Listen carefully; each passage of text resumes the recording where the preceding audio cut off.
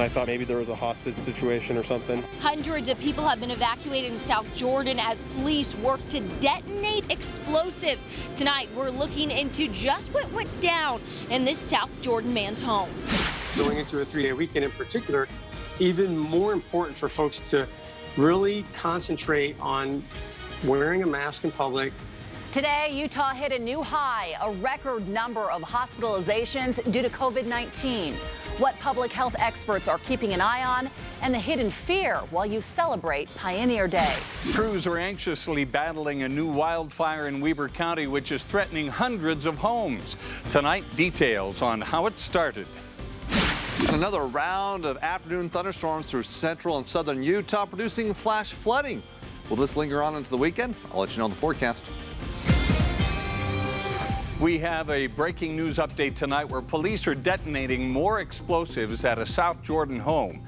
There have already been a couple of loud booms in that area. And right now, more than 160 homes remain evacuated, along with 30 businesses now closed. You can see the area in that square on your screen. This all started overnight as an armed standoff with shots fired. Fox 13's Sydney Glenn joins us live with the very latest. Sydney. Bob and Kelly, right now, crews are preparing to detonate that second round of explosives. We're told this is supposed to be the big one. You can see there that fire truck. We're told the fire truck is there just in case we see any sort of flying debris. A couple of hours ago, we heard what police are calling the smaller explosions. Luckily, no one was hurt, hoping to see that same thing any minute now within the hour. But let's quickly take a look back at what led us to this moment. 42-year-old Ryan McManigal is sitting in a jail cell right now. He's being held without bond. Police arrived at McManigal's South Jordan home Thursday night to arrest him after a week-long investigation. We knew he had weapons, which is why we served the warrant last night. When police arrived, the shooting began. In a probable cause statement, McManigal admitted to shooting his gun towards police until his gun jammed, so he surrendered. But it was what police found inside that left them shocked. The explosives were a surprise to us. This is really a unique thing. This isn't something that we deal with, not just every day, but ever. You know, it's very unique. Explosive materials were found inside McManigal's home, prompting hundreds of people to be evacuated. When the experts went in to take a look at the substances, they're making a lot of determinations, and one of the determinations was that it just wasn't safe to remove. Throughout Friday evening, experts worked to detonate those explosives. As the rest of the work begins for investigators, who is McManigal? And why did he have that explosive material? That's the question was he involved with other people? Has he been communicating? We seized a bunch of different things outside of what our initial warrant is. You can see there are several people out here right now waiting to see what could happen, including the South Jordan mayor, as well as several people just out and about walking here tonight. Again, that second detonation is going to be happening sometime within the next hour. Federal, local, and state partners have all been involved in this investigation and helping with this detonation today. And of course, that suspect does remain in custody tonight. We're told he is the only suspect so far, but more people are being questioned. Live in South Jordan, Sydney Glenn, Fox 13 News, Utah. All right, Sydney, we'll check back in with her if that detonation does happen within the hour. As we mentioned, over 160 homes have now been evacuated in that area. They've been gone all day. They likely won't be able to go back home until sometime tomorrow morning. As you can imagine, it has been a stressful situation for a lot of people as they try to celebrate Pioneer Day. Fox 13 Spencer Joseph spoke with them about this day they won't soon forget. A quiet neighborhood met with gunfire and explosives overnight, an investigation that started Saturday. Tonight, hundreds are being evacuated. This man, Ryan McManigal, is at the center of it all. Well, like anybody else, you know, you're kind of frustrated and that you have to leave for a bit. Frank's family lives very close to the home and was even evacuated late last night. Now they must evacuate again. We're grateful for the police force that's doing their job and grateful for good neighbors who talk to everybody and communicate. Others saw the situation unfolding too last night. I was leaving my brother's house about 10:30, and there's a church just over here, and as I was pulling by, there was very large armored vehicles. One was from West Jordan, one was from South Jordan. Brendan Alexander was visiting his brother when seeing those armored vehicles approaching. Those armored trucks taking a lot of the gunfire and saving officers' lives. But for those in the area, they had no idea what was going on. And I thought maybe there was a hostage situation or something. I hope nothing like that happens. I might know some people over there. Grayson Woodward also lives right down the street. It's just kind of crazy, you know, because it's like the holiday and everyone's supposed to be like kind of celebrating Pioneer Day, and then just being told that your house could explode it's kind of weird. For all those we spoke with, there was one common answer. They never thought it would happen here. It's pretty frightening. There's a lot of kids in this area, and with everything else that's going on, it's just one more thing to worry about. There are just a lot of people who are struggling, and I guess you never know. Spencer Joseph, Fox 13 News, Utah. We are following 2 new wildfires in Utah on this Pioneer Day. The first is in southern Utah. The Sandy Fire is in Washington County, northwest of Tokerville. Firefighters say it has burned about 30 to 40 acres so far. They also say it was caused by lightning. Right now, crews are also battling a fire in Weber County. Take a look. It's called the Water Hollow Fire. It was first reported just before 2 o'clock this afternoon near Causey Reservoir. It's burned about 155 acres so far, but crews do say they are making progress tonight. Fox 13's Adam Herbetz reports on how it started.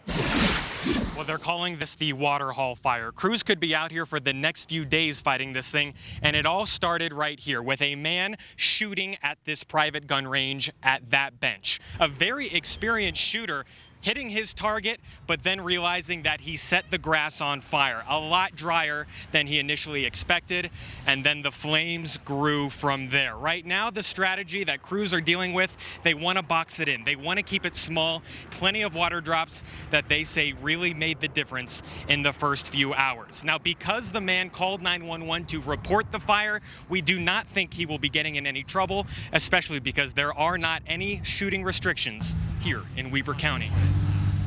You know, it's summertime, and I get the whole COVID thing, and everybody's just kind of like staying home and close, and which is great. But please be careful out there. Enjoy the mountains, enjoy the outdoors, but watch your UTVs, watch your ATVs, watch your campfires, and if you're out shooting, you know, try to go to an approved gun range. Throughout the day, crews have been trying to get people out. It's not the ideal situation for people trying to enjoy their holiday weekend, but they say it's what they have to do to stop this thing from getting bigger. Reporting in Weber County, Adam Herbetz, Fox 13 News, Utah. Even with those dry conditions, Breck, there are flash flood warnings still in effect in southern Utah. Yeah, the afternoon thunderstorms lingering on into the evening across southern Utah. I want to share a photo coming in from Danny Jackson, who throughout the afternoon was at Capitol Reef. He said it rained all afternoon. If you remember from yesterday, in the same area we had flash flooding going. Warnings in place again today. A lot of rain falling in a short period of time, just saturating the ground. We'll see all that water flowing through the campground. As we're still holding on, as I mentioned, to some flash flood warnings in place across portions of southern Utah. Let's get into the specifics as we take a look at this band of thunderstorms pushing its way through just south of Escalante. With that flash flood warning in place, big water down through Wahweap drainage. You can see the impact there near Lake Powell, where this flash flood warning will be in effect until 1:15 a.m. So it continues on. That lingering moisture still providing for that activity and heavy rain showers as a possibility as we move through the rest of the evening. Now, take a look along the Wasatch Front, and for most of northern central Utah, it's been fairly dry. Conditions calm, but let's talk about that fire situation. Water Hollow near Causey Reservoir. Again, that fire burning, threatening homes. Current wind conditions calm. Temperatures in the mid-70s. Humidity not too bad as well. There's no active storms through that region. Hopefully we keep those winds calm and they get a handle on it in the overnight hours. As we take a look, though, moving ahead tonight along the Wasatch Front, fireworks forecast, partly cloudy skies expected, calm conditions. Overnight lows dipping down into the upper 60s. Now we're hanging on to some of that moisture, particularly across central and southern Utah. What does that mean? Looking at your weekend forecast, we'll let you know coming up. Thanks, Breck. A scary encounter for a woman walking on a Utah County trail. What she told deputies these two men did that had her fearing for her life. A COVID-19 outbreak at a memory care facility with employees leaving. Hear from the executive director about how he is now living here to help out his residents. And hospitals could see a spike in COVID-19 cases after this holiday weekend. The warning health professionals have for people who are celebrating. High school sports are set to play in the fall. I talked to East High football about how they're adjusting.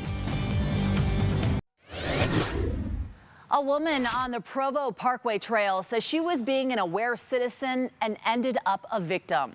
That woman told deputies on Wednesday night around 8:30 she saw these two men on the trail and began to film them. She says they verbally harassed her and threatened to take her phone and waist pack with her belongings inside.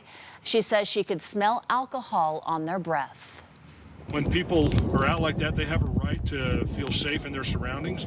And for somebody to accost this woman in this way was absolutely not right at all. Yeah, she was nervous. That woman asked a group walking by for help and stayed with her as the two men rode off on their longboards. If you recognize these two men on your screen, please call Utah County Sheriffs. 863 new cases of COVID-19 in Utah today. Total cases number just under 37,000 now. 64% of those cases are considered recovered. 6 more people, unfortunately, have died, putting the death toll at 273. Hospitalizations have set a new record with 225 people. 68% of all ICU beds in the state are now occupied. As we head into Pioneer Day weekend, we could see a surge of COVID-19 cases. Fox 13's Lauren Steinbrecher is live at Intermountain Medical Center in Murray, where doctors say if cases continue to rise, we could now be just weeks away from a system overload. Lauren. Yeah, Kelly and Bob, and doctors have been saying this for weeks now, watching those numbers. There were surges seen after some other recent holidays, so it's all up to what people do this weekend as to what we see later on down the line. We're heading into the holiday weekend with the highest overall amount of hospitalizations from COVID-19, Intermountain Healthcare says, with 40% of those in the ICU. Dr. Todd Vento says they're watching the numbers every day, and predictions show it'll keep rising. We still are showing that the numbers are still estimated to increase, and that we expect, for example, in the next 14 days, an additional 160 to 200-ish hospitalizations. Their number one worry in the coming weeks, he says, staffing. Number 2, enough places for patients. The key areas that we look at, the staffing, the ventilators, the ICU, the number of hospital beds on a regular basis. But we are concerned about what's happening in the community. Intermountain Healthcare is handling it so far, and they have plans in place if the system is overwhelmed. Right now, we've been able to manage that. But this concept of managed versus being overwhelmed, it can be this sort of fine line. They'll be watching what happens during the Pioneer Day weekend. Dr. Vento explains numbers have jumped after past recent holidays. Going into a 3-day weekend in particular, even more important for folks to really concentrate on wearing a mask in public. Don't go out if you don't have to.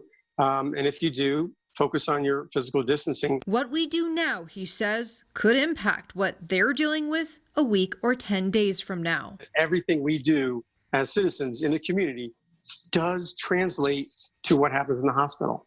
And then unfortunately it translates to what happens in terms of deaths, et cetera. Now that concern with the hospital, even beyond just if we see more hospitalizations, he says that some end up staying in the hospital for a long time. So if you have those people plus a surge of cases, that's when it really starts to become a problem. Live in Murray, Lauren Steinbrecher, Fox 13 News, Utah. Lauren, thank you. Coronavirus cases are on the rise in areas of Utah that are designated at a green risk level. Our content partners at the Salt Lake Tribune report that a new study of sewage shows COVID-19 cases may actually be higher than reported in some rural counties. The virus was detected in sewage treatment plants in the Uinta Basin, Dutch John, Ashley Valley, and Roosevelt. The Uinta Basin includes 3 of the 10 counties moved to green by Governor Herbert. That area has seen a rise in cases since restrictions loosened. The Daggett County Commission says that increase may actually be tied to tourism. Happening now, extra DUI enforcement patrols are out to help keep Utahns safe this holiday weekend. Troopers, officers, and deputies all throughout the state will be working 250 extra DUI enforcement shifts. Pioneer Day is one of the biggest holidays for DUI arrests. I don't know if it's just, the summer, everybody's having a good time. It's nice and warm outside, so a nice cold drink kind of cools you off. I don't know. But the numbers are definitely there that this is one of our biggest holidays for DUIs. Utah Highway Patrol also wants to remind people to call 911 if you see a reckless driver. And if you do plan to drink this holiday weekend, please arrange a safe and sober ride home. Well, we saw flooding in Capitol Reef just a moment ago, and then now Justin Lauren's live shot here in the Salt Lake Valley. The wind is kicking up, right? Well, the wind kicking up definitely as we look near some of the canyon areas. That outflow always a concern, but of course a lot of restrictions near the canyons, the foothills. We don't want to see much firework activity there. Yeah, as we do have any fires that are sparked, those just brief breezes could definitely cause some problems here. But as we look from our Oquirrh Mountain camera, looking across the Tooele Valley, we're looking at mostly clear skies, a few high clouds around. The threat of showers and thunderstorms really just hasn't been much of an effect here across most of northern Utah. Different story, though, central and southern Utah throughout today. Now, the official high in Salt Lake City, 92 degrees. You can see on average, we should be in the mid-90s. Record set back 1931 at 105 degrees. Sunset at 8:51. Gearing up for those fireworks. Again, where you're able to have those fireworks, winds not too bad. Temperatures, though, across the state for afternoon highs, we were in the 90s as we go from Logan down through Provo. 80s Vernal and Price, only making up the upper 80s in Moab. That's because we had the clouds and scattered thunderstorms through that region throughout the afternoon. Even kept temperatures below triple digits as you look down in St. George. Now, as we look at Kirk's temperatures along the Wasatch Front, again looking at winds, Ogden, Provo, 5 to 10 miles per hour, not much of a concern. Salt Lake City, at least at the airport, we're about 14 miles per hour. It's always, on edge here as we do have fireworks. Again, any breeze can pose a threat here and fanning those flames. We do not want to start any additional fires. Now, looking ahead, of course, the past couple of days with this monsoon moisture, we've been seeing that active weather throughout the afternoon. Looking ahead for Saturday from the Storm Prediction Center, here's where the potential is for isolated thunderstorms. It's really the focus towards central and eastern Utah. Now, earlier on, we had a little bit of activity near the Utah-Idaho border. Potentially, we could see that once again tomorrow. But for most of the Wasatch Front, west central, southwestern Utah, again, looks like we'll be dry, enjoying the sunshine. Slightly warmer temperatures, but keeping our eye to the sky, particularly as we look towards eastern and south central Utah throughout the afternoon tomorrow. Now, as I mentioned, we still have a flash flood warning in place near Wahweap. That'll expire not until 1:15 a.m. We're still finding some thunderstorm activity, mainly just south of Escalante. That will continue to roll through, potentially moving a little bit further north along Lake Powell, impacting Bullfrog, maybe as far north as Hanksville, and then things look to wind down. Again, it's calm across northern Utah. The good news is we don't see any isolated thunderstorms, which could produce those gusty winds as we move towards that firework time frame. Looking ahead, though, at our computer models, holding on to that moisture in that we'll see some clouds and that possibility of some afternoon thunderstorms come tomorrow, but things really do calm overnight. As we wake up tomorrow morning, we're looking at sunny conditions for northern, central into western Utah, but notice southeastern Utah in that area, we have a lot of cloud, upper level moisture, possibility as that rolls through. We're in the same locations, that Bryce Canyon over towards Escalante, Capitol Reef, maybe potentially towards Zion. We'll see a possibility of those isolated thunderstorms, and definitely towards southeastern Utah, but we'll kind of split the state in half, where we'll keep the clouds and that threat of showers towards the east, Wasatch Front, western, southwestern Utah. You're staying dry and again enjoying a nice day. Now for tonight, we'll hold on to that possibility of some showers across eastern Utah, mainly southeastern Utah, and in that same area come tomorrow. Throughout the afternoon when we get the heating of the day. Highs warmer. We're in the mid-90s in Salt Lake City, low 90s in Provo. Looks like triple digits in St. George, where it just continues to heat up and stays dry for St. George. Where's that monsoon moisture? It's just not making a comeback, at least as we look down in the Dixie area. Now for northern Utah, looking also to hold on to some sunshine throughout the weekend. We keep it toasty, mid to upper 90s heading into next week. 90s throughout the next 7 days, and we don't see much chance of any rain. Hot and steady forecast, Breck. Thank you. Still ahead, how close are we getting to the green light on a second stimulus package from the federal government? We've got the details from Capitol Hill. And don't forget, Fox 13 News is now streaming live on Roku and Amazon Fire TV. You can also watch video on demand and replays of our news. Just go to your channel store, search KSTU Fox 13, and install the free app. Do it now. President Donald Trump will be spending the weekend in New Jersey after yet another week where some parts of the country saw a spike in COVID-19 cases. Concern is growing for those on unemployment and whether Congress can reach another deal before the deadline expires. Fox's Caroline Shively reports. As some states see their COVID-19 numbers continue to rise, the nation's top infectious disease expert urged hotspots to pull back on opening up. If you look at what's going on in some of the southern states, particularly, that are having the resurging of cases, you can put a pause on what you're doing or even maybe take a step back. In an interview that aired on Friday, President Trump seemed to dismiss Dr. Fauci's concerns. Well, he'd like to see it closed up for a couple of years, but that's okay because I'm president. So I say, well, I appreciate your opinion. Now give me another opinion. Kentucky's governor warned if cases continue to rise there, he'll take new measures to stop the spread. If we can't get the numbers under control by the beginning of next week, I think you can expect that we will recommend to superintendents that they push their start date back. In the meantime, Republicans say they'll unveil the next coronavirus relief package by early next week. One major focus, emergency unemployment benefits that will run out soon. We also intend to continue some temporary federal supplement to unemployment insurance while fixing the obvious craziness of paying people more to remain out of the workforce. But Democrats want those benefits to stay at $600 a week. I, for the life of me, cannot understand why the Republicans in Congress hold it against people without, shall we say, a trust fund or something. As for timing, the Senate Majority Leader says he hopes to have a deal on the relief package in the next few weeks. On Capitol Hill, I'm Caroline Shively, Fox 13 News, Utah. President Trump's former lawyer, Michael Cohen, has been released from a prison for a second time. A federal judge ruled that the Department of Justice retaliated against Cohen for a tell-all book he is writing about the president when agents took him back into custody earlier this month. Cohen was sentenced to 3 years in prison in 2018 after pleading guilty to campaign finance charges and lying to Congress. They are definitely not being discriminatory about what they shoot at you. All they care is that it hits you and it hurts. Another night of violent protests in Portland, Oregon, as thousands take to the streets to protest racial injustice and police brutality. The demonstration leading to yet another assault on the federal courthouse. The president's show of force, 100 federal agents there, warned protesters multiple times to back away from the fence. You see it in the video here. After several breached the perimeter, agents did fire tear gas as well as foam pellets. We are targeting individuals that are doing these criminal acts, and we're trying to hold them accountable.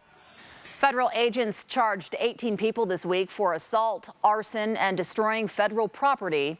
In Seattle, an additional 100 federal agents are on standby in advance of a solidarity demonstration planned for tomorrow, Saturday.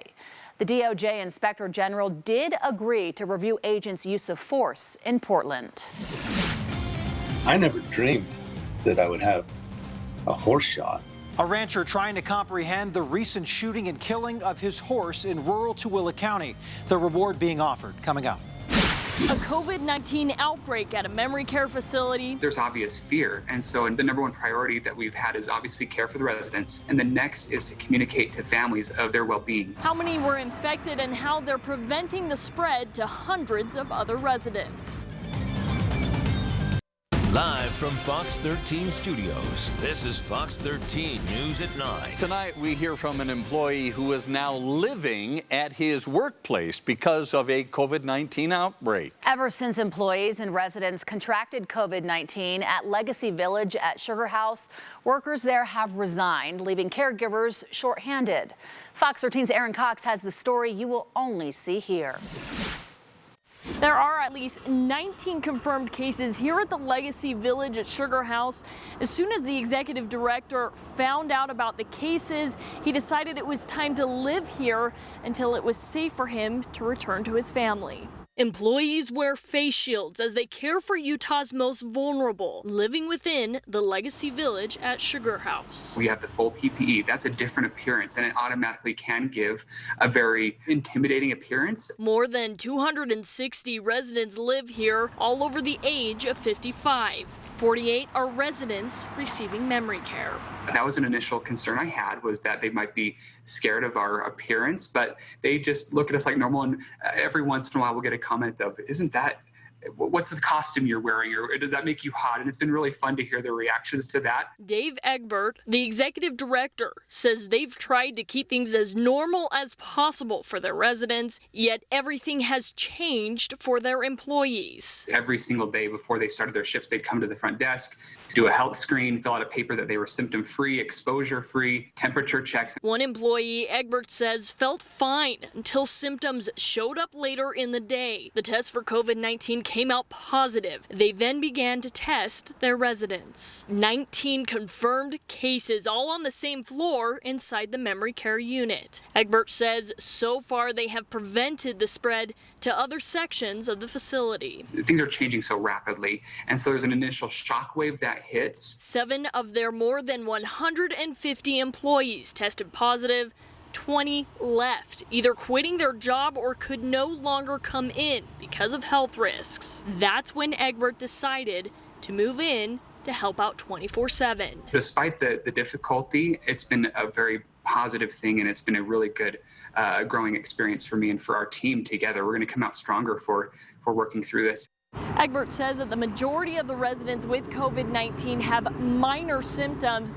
The facility will be cleared by the health department once they have 14 days of negative tests. In Salt Lake County, Aaron Cox, Fox 13 News, Utah. A lawsuit accusing relatives of the president of the Church of Jesus Christ of Latter-day Saints of sex abuse has been dismissed. Those accusations made by 6 unnamed plaintiffs against Brenda and Richard Miles date back to the 1980s. They're the daughter and son-in-law of President Russell M. Nelson. They both deny the allegations, saying it was the product of false memories. Police eventually found nothing to the claims. The Utah Supreme Court found a law stating the statute of limitations for abuse lawsuits cannot be applied retroactively. New at 9, police in Highland are cracking down on trespassing at Lone Peak High School. Authorities posted this message on Facebook today. Take a look. It says over the past month, there's been a lot of trouble on campus, ranging from fights, car wrecks, teens throwing fireworks at each other, and even a gun being used in one confrontation.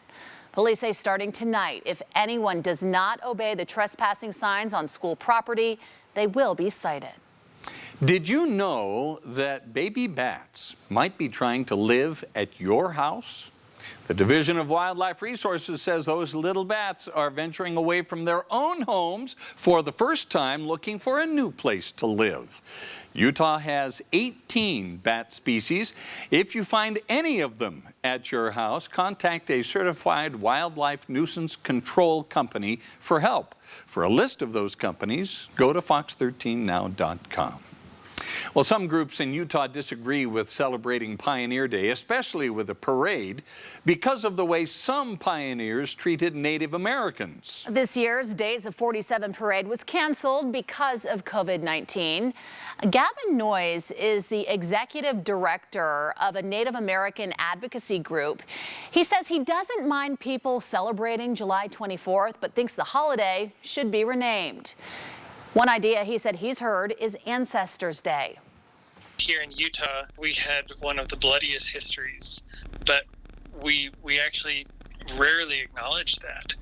We committed massacres against virtually every tribe in our state. If you're constantly looking for something that's wrong, you can always find it. I'm sure that there were bad pioneers, but I don't think those are the people we're celebrating. And that Native American advocacy group is called Dinabakea. Now, the same people who put on the parade are not responsible for the name of the state holiday. They say even though they are optimistic with the pandemic, there's no guarantee the parade will be back next year, since planning usually begins in January. They also say the parade is inclusive, that they've always welcomed Native American groups to participate. It's unbelievable. I can't understand, why somebody could do something like this. A troubling trend in central Utah. Ranchers speaking out on a recent spike in livestock shootings, including a horse this past weekend. Coming up. And before we head to break, I want to share a time-lapse video throughout the afternoon looking westward through our Oquirrh Mountain camera across the Tooele Valley. Now, yesterday we had scattered thunderstorms. Today, just a few clouds bubbling up throughout the afternoon. Heading into the weekend, though, there are some spots across the state of Utah that will see those afternoon thunderstorms. We'll show you when after the break. This is Fox 13 News. There seems to be a disturbing trend in some rural counties in Utah. Livestock and other animals are being shot and then left for dead. Fox 13's Brian Schnee spoke with a rancher who is dealing with that very situation. Ranchers, a part of the Central Utah Livestock Association, had a meeting 2 weeks ago to discuss cattle being shot in the area. Just days ago, a member of that association had one of his horses taken as the latest victim in this disturbing trend. Some animals have better personalities than people. And to lose something like that, it's difficult. One of 3 horses owned by Larry Fitzgerald and his family in rural Tooele County. He was always the favorite. My son's, that was the one everybody wanted to ride. Bob was a part of the family for 14 years. It's unbelievable. I can't understand, why somebody could do something like this. This past weekend, the Fitzgeralds learned that Bob had been shot. One shot was in the chest, in the neck and chest cavity. The coyotes and the birds had gotten to him and kind of chewed him up a little bit. But there's possible he was shot in the head also. And I hope he was shot in the head, because that would be a quicker death. Bob is the latest victim in a trend of livestock shootings in central Utah. I'm starting to think that maybe these shootings are targeted, and I'm not quite sure what would lead a person to have that motive, to take out livestock. While Department of Agriculture has brand inspectors patrolling some of these targeted areas, this is now the 4th incident in a matter of months. This is really unusual. It's very unheard of to have so many crimes like that within such a short amount of time. Leaving ranchers like Larry at a loss for words. Somebody that would do something like this to an animal like this, what would they do to, they have no conscience. The reward being offered right now by the Central Utah Livestock Association is $20,000 for information on an arrest or conviction in this shooting. Now, Department of Agriculture is trying to prevent these acts from happening in the first place. So they remind you to report any suspicious activity around livestock, especially around feeds and after dark. Brian Schnee, Fox 13 News, Utah. Still ahead, firefighters in Provo want to make sure kids are safe as they ride their bikes this summer. We're going to tell you about a giveaway happening this weekend. I'm Andrea Urban. The former Utah Ute and NFL quarterback Alex Smith suffered a horrific leg injury that's kept him off the field since November of 2018. But he got some good news from his doctor, and I'll share it with you coming up in sports. Plus, high school sports are approved to start on time in the fall. I caught up with East High football to see how they're adjusting. Stick with us. You're watching Fox 13 News. Let's connect. Short of the real one, people in Salt Lake were treated to a unique kind of Pioneer Day parade today. Unity Car Show Productions put on a rolling car show. Car owners showed off their classic and custom vehicles. Then drivers hit the streets along a pre-planned parade route. Everybody wants to get out and have some fun and get the smiles. That's the best part, is these car people, when they drive their cars, they drive down the road and these residents come out.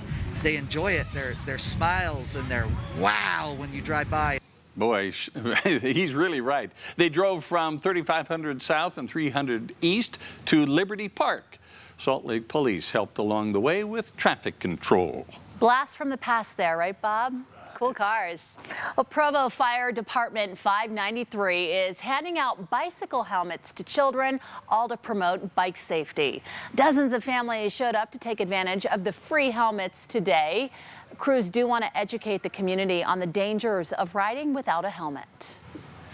Whether you're riding a scooter, a skateboard, rollerblades, anything, bicycle, just make sure you wear a helmet because, if we're able to prevent those head injuries, then that's what we want to do. Provo Bike Collective is also on site doing bike inspections. Like I said, they were there today, but guess what? You still have a chance. They'll be giving out those free helmets tomorrow from 8 a.m. to 1 p.m. at the Fort Utah Park in Provo. Yes, some stormy weather across parts of the state today, and it left behind not only some rain and some flooding in southern Utah, Breck, but it also made way for a gorgeous sight in the sky. Absolutely. Let's take a look at this video from Becca Bronson, who was up at Strawberry Reservoir. A double rainbow, as a matter of fact. Now that's rare, extra rare. That's kind of special. You have to pay twice for this. You do have to. Twice the price. But if you're going to get a rainbow, you got to go get rain to go along with it. And we did see rain, at least across northern into northeastern Utah, up in the mountains. Southern Utah was active weather with these thunderstorms producing heavy rain, flash flooding, and we still have some warnings in effect. All in all, though, moving throughout the evening, at least across northern Utah, conditions fairly calm, partly cloudy skies. Right now, we're 82 degrees in Salt Lake City. Winds out of the north at 13 miles per hour. Let's focus in on those winds. Some of you lighting off those fireworks, again, hoping to follow those rules of where those restrictions are at. As we're looking across the state, winds anywhere between 5 to 10 miles per hour. Some locations a little bit stronger than that, but no big concerns. So it shouldn't be a problem wind-wise as we look at those fireworks. Now moving towards tomorrow. As we look over the past couple of days with that monsoon moisture, the heating of the day throughout the afternoon, we've been sparking those thunderstorms, producing heavy rains. Tomorrow, the flash flood potential, again, backing off just a little bit, but it's still a possibility for most recreational areas. Again, looking at these slot canyons, dry washes, those are the big concerns. Where, again, as we look at south central towards southeastern Utah, we'll throw in that possibility. Hanging on to the moisture, again, looking towards southern Utah, a few showers just south of Escalante, filling in, still producing some heavy rain. We still have that flash flood warning in effect as we look from Big Water towards Wauweep and Wauweep drainage, and that'll remain in effect until about 1 a.m.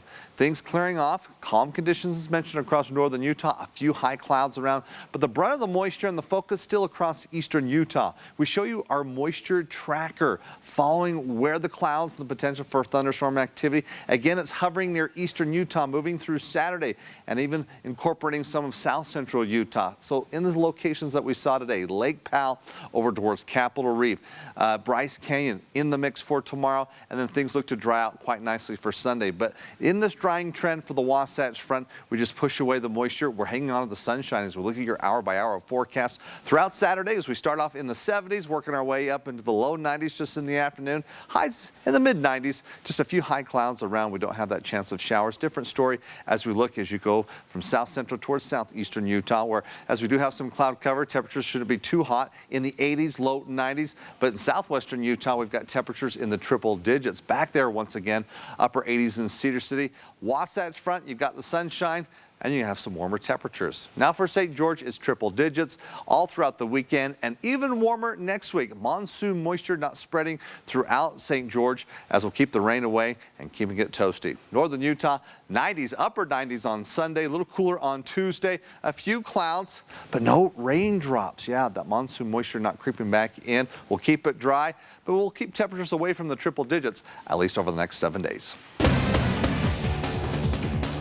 Boy, it was back in 2018, Andrea, when Alex Smith had that horrific leg injury. He's been sidelined ever since, but he got some good news today. Yep, great news, Bob. Let me just recap here. So Alex Smith broke his tibia and his fibula in his right leg when he was tackled in a game against the Texans back in 2018.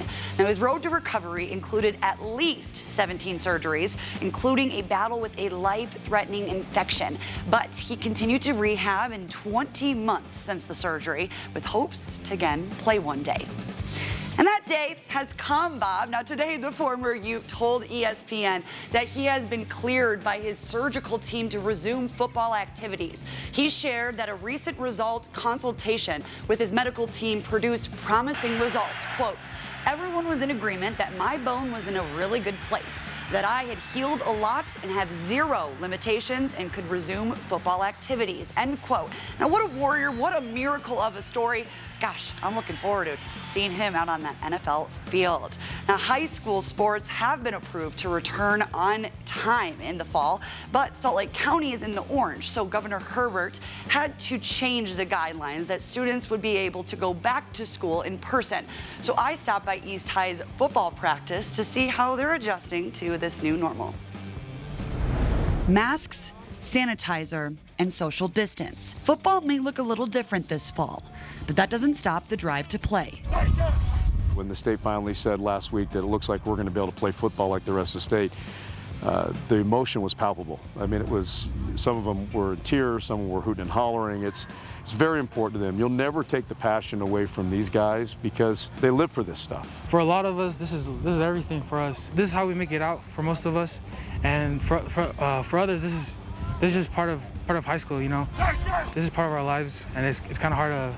It'd be hard to picture our lives without it. It's so important for all these kids that play football across the state and across the nation, but for our kids in particular, it's different for them. It keeps them out of trouble. It keeps them focused on school. It keeps them in a positive light, going in a positive direction. It gives them that brotherhood, that family, that connection that's so important to our guys. If we didn't have it, I would fear that our kids would go different directions. So what are some of the changes being applied? 50 people to a drill, 50 kids on the sideline. So we don't have any locker room usage. We're sanitizing down the equipment after we use it, both in the weight room and on the field. We're trying to keep kids social distance. You name it, we're trying to do it. What they're looking forward to most? Being around these guys. I love these guys with everything that I am. I'm really, really excited that we get to be around these guys and whatever that looks like moving forward. And I'm just happy they get to do this at least one more time for our seniors. I feel like it's different for us because we have a why.